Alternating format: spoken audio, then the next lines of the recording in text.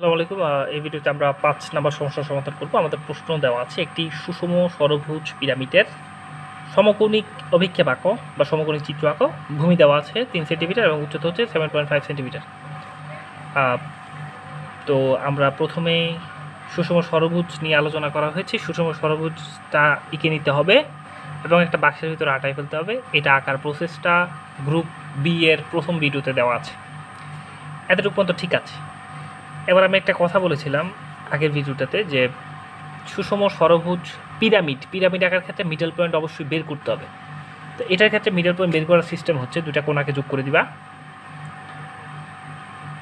এই দুটা কোণাকে আমরা যোগ করে দিলাম। যোগ করার পর এখানে আমরা দেখব কত হচ্ছে। আমাদের যেহেতু ৩ সেন্টিমিটার বাহু বিশিষ্ট এই হেক্সাগনটা, এই ষড়ভুজটা 3 সেন্টিমিটার বাহু বিশিষ্ট, মানে প্রত্যেকটা বাহুই 3 সেন্টিমিটার করে আমরা আঁকলাম। এরপরে এই কোণা দুইটা যোগ করলাম। যোগ করার পরে আমরা দেখলাম যে এই দুইটা কোণার লেন্থ, এই দুইটার দৈর্ঘ্যটা হচ্ছে 6 সেন্টিমিটার হয়ে যাবে। তো 6 হলে 3-এ আমরা অটোমেটিক ডট দিয়ে দিলে মিডল পয়েন্টটা বের হয়ে যাবে। টোটাল হেক্সাগনের মিডল পয়েন্টটা এটা 3-এ আমরা ডট দিয়ে দেবো।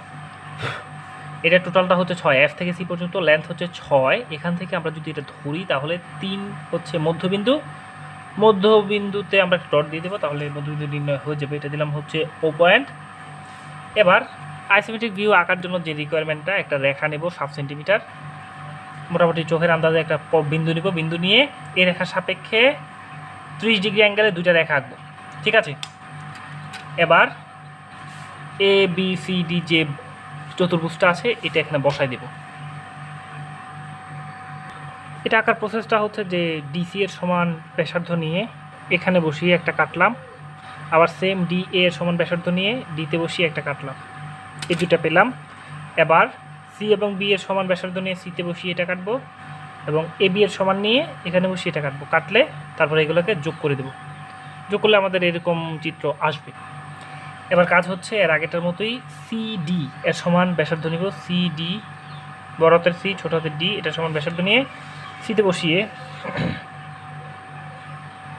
কাটলাম। সেম এটাও আবার এতটুকুই হবে। ডিই ডি, এটা ডিতে বসিয়ে কাটলাম।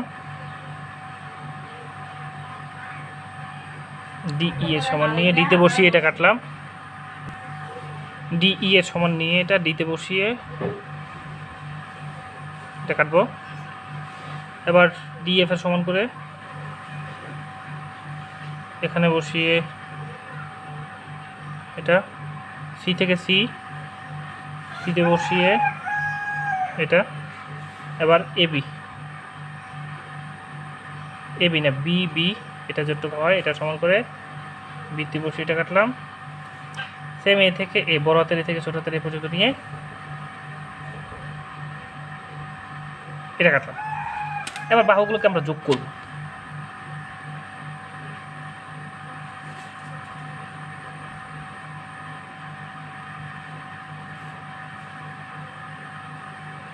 তাহলে আমরা হেক্সাগনটা মানে ষড়ভুজটা আমাদের আঁকা হয়ে গেছে।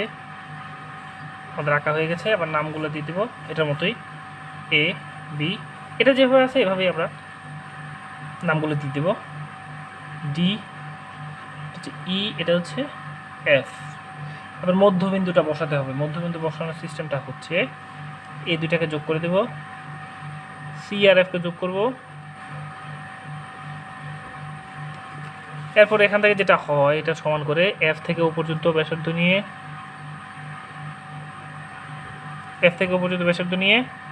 এফে বসিয়ে কাটলাম। এটা হচ্ছে ও বিন্দু। যেগুলো একটু বাড়তি মাথা মনে হয় এগুলো একটু মুছে দিবা।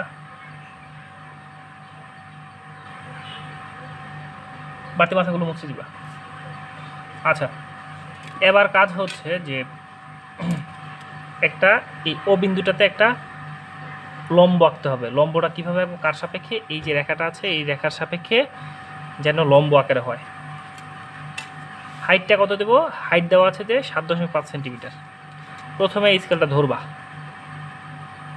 এটা বরাবর ধরবা। ধরে আবার এই যেটা আছে ত্রিভুজটা এটা এখানে ধরবা। এরপর এই মিডল পয়েন্ট থেকে উপরে র্যান্ডম একটা লাইন নিয়ে দিবা। আমাদের রিকোয়ারমেন্ট আছে, আমাদের হাইটটা হচ্ছে 7.5, তাহলে 7.5 মিলাতে হবে। 7.5 এই যে এখান থেকে ধরলাম, 7.5 এখানে ধরলে, এই 7.5টা যদি এখানে ধরি তাহলে এখান থেকে 0তে কি মিলবে, এই যে 0টা এটা এখান থেকে মিলে গেলাম এইটা। তো এটা হচ্ছে আমাদের পি পয়েন্ট ধরলাম। এখান থেকে প্রত্যেকটা মাথা এ থেকে পিকে যোগ করবা, ছোটো হাতের এ থেকে, তারপরে আবার ছোটো হাতের বি থেকে পিকে যোগ করলাম, এটা ডট ডট আকারে যোগ করবা। এর আগেরগুলোতে ডিরেক্ট করেছি, ডিরেক্ট না ডট ডটে করেছি, আমি এবার আর ওইভাবে না করে সরাসরি করে ফেলছি ডট ডট আকারে। এটা যোগ করবা,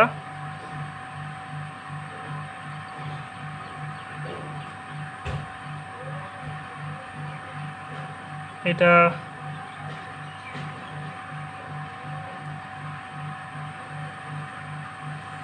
যোগ করবা, এটা হচ্ছে ডট ডট আকারে হবে।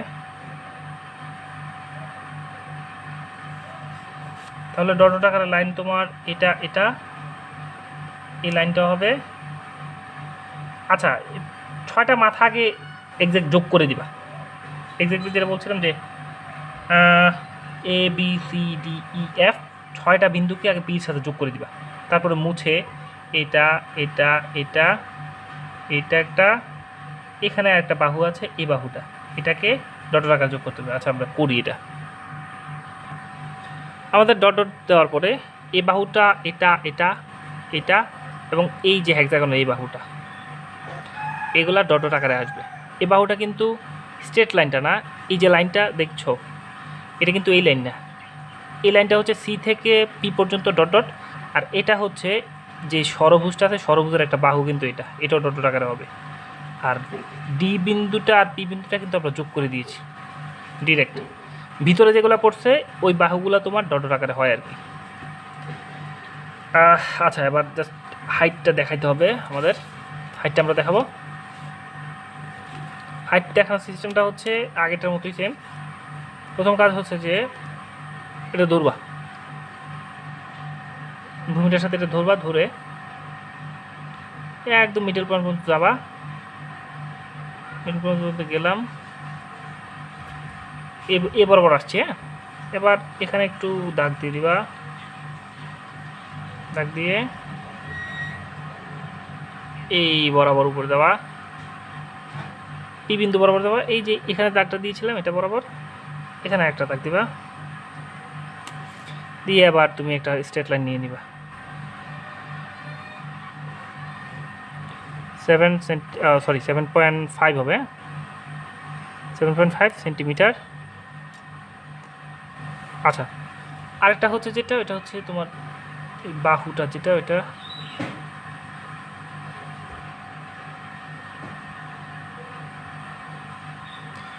কত হবে?